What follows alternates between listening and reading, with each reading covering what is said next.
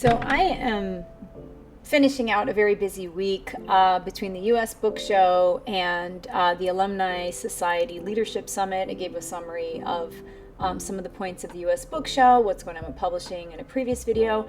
And I had an incredible time at the Alumni Society Leadership Summit. And that was somewhat more of a private event than, let's say, something more public facing than the U.S. Book Show. So I'll be a little bit general, but wanted to just share some of the amazing reflection that I had after that event, and really showing what happens when community comes together to see how we can strengthen our community to continue to thrive. In this case, with a focus on the Latino community. So what is the Alumni Society Leadership Summit? This was actually its 11th year hosting it, and it's to read from their website, a signature gathering that convenes over 250 high-achieving Latino leaders from across industries for a curated day of thought leadership, strategic connection, and purposeful networking. And I will say, for the networking part, this was definitely networking, but this was very meaningful networking with sincerity. People were generally interested in having conversation with you. You know, who are you? You know, what great work are you doing? Like, how can we collaborate together?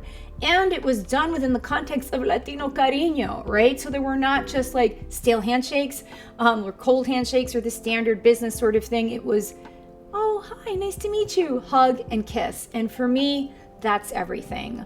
I love that you don't have to perform here in or code switch. You know, you're just warm if that's your natural thing.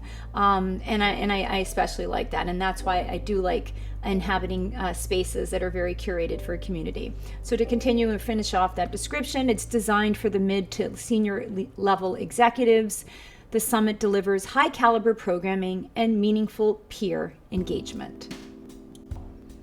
So what I'm going to do next is just skim through some of the agenda, and again, without being too intrusive of all the wonderful things that were shared, just some personal reflection and just some of the great work that I came across in attending.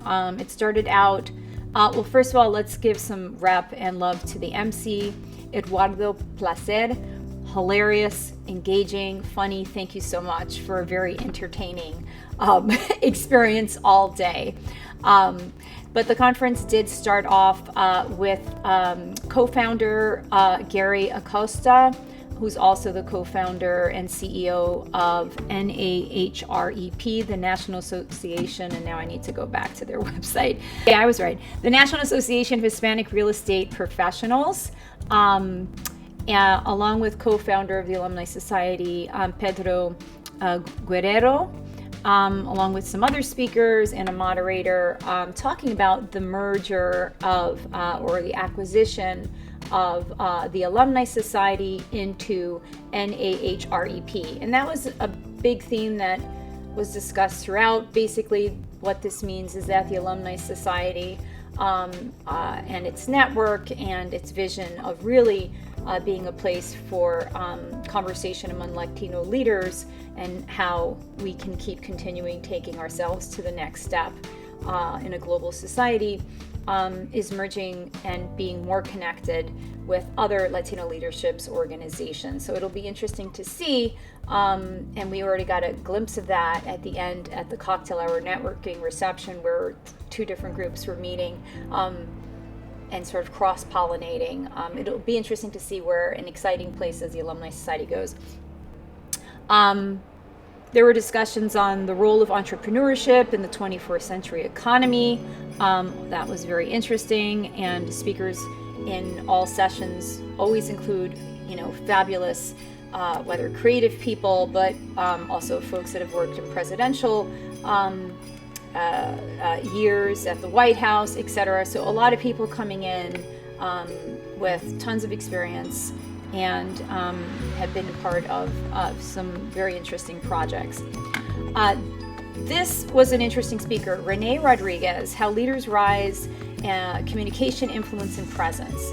That was like being part of a magic show while gaining public speaking skills. Like, Wasn't advertised as that, right? We'd run out the door, or not this group. I might run out the door. But I thought I was part of a magic show. What was this about? High impact leaders differentiate themselves through clarity, confidence, straight back Stephanie, and the ability to move others to action. This session focuses on the communication frameworks and executive presence required to lead at the highest levels. Renee had us do a number of activities that showed, are you really paying attention? And even when you think you are, you're not, which is quite alarming. And taking that message to the broader, while they're distracting you with this, they're doing this over here. So how do we, as leaders, as the community, pay attention to what folks that pull the strings are doing here while they're distracting us with this?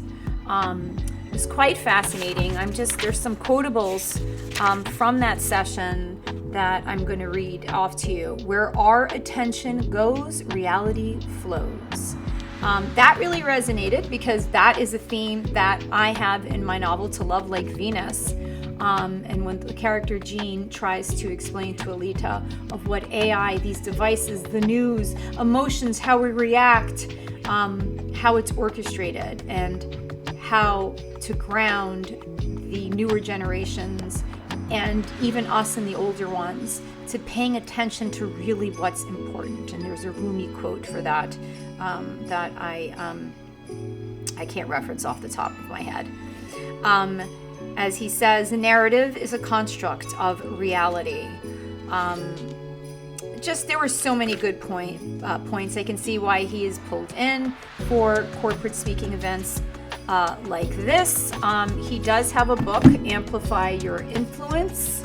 Let's read it from the screen. Transform How You Communicate and Lead.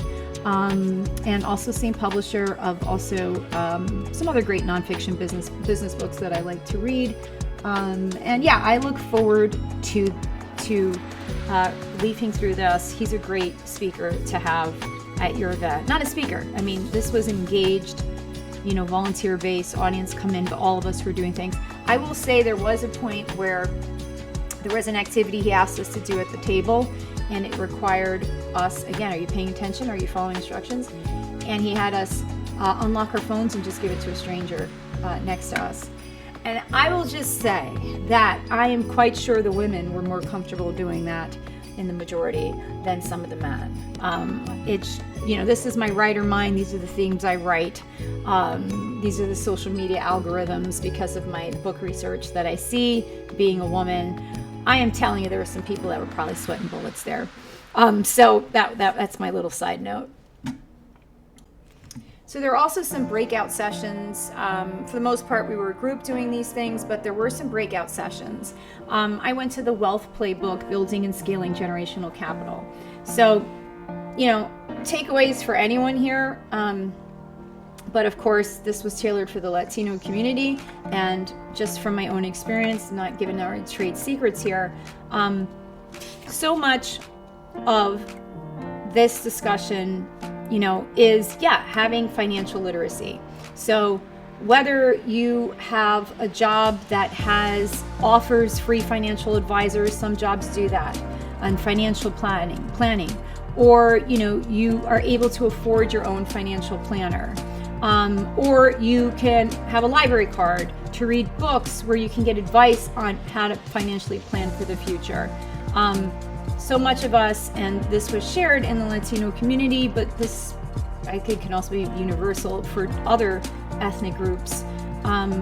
We are taught to survive and not thrive. How do we get out of survival mode? How do we look at the big picture? It is hard to do that when you're always in survival mode. Some of us are coming out of generations where their parents lived in the survival mode, and we have an opportunity to take this to a different level now. But yes, having teams to help you financially plan, having wills in place, understanding what the laws are in wherever it is you live for when family members pass, for when you pass, having all of that in place is how you can secure your wealth, how you can build wealth. I will say I did ask the question at the end because I was that person, because I feel that when we're talking about, if we're here for a discussion around community and how do we collectively thrive, while we are talking about individual wealth building, we have to keep community in mind. So when you're talking about building portfolios or whatever it is you're doing, if your money is being invested outside of you in traditional banking, is it really possible to build such a portfolio while having a social moral compass? Meaning that we have to look beyond, build wealth. Well, where is your money being invested? Is it being invested in bonds? Is it being invested in companies that pulled DEI, right? If we're talking about, how do we thrive as a Latino community, we're part of that. So my little tidbit is being mindful of should you venture in those areas. And it's really a question too, because what tends to be profitable, sadly, are the things that cause global climate change, war, etc. I think humans can figure out another way to make profit off of love and goodness and innovation. But that's just my little tidbit there. But yes, financial planning in any capacity you have, particularly us as women, in starting early. It's never too late. It's something's better than nothing, and sort of looking and projecting in the future. And there's different ways to do that depending on what access levels you have. So let me tell you about the lunch, and just again, a personal level for me. I have learned it is very hard for me to do events with structured times that tell me when to eat. I am used to eating when I want to, and I am such a protein lady. So I was almost passing out, and this is just my personal thing, nothing on programming. By 12:30, I could not understand what was being said. I was shaking.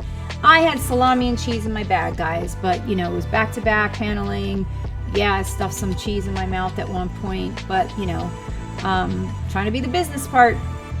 I was so happy and so thrilled. I was like, it's a Latino event. Maybe I'm gonna get some hot food. I know I'm gonna get some hot food.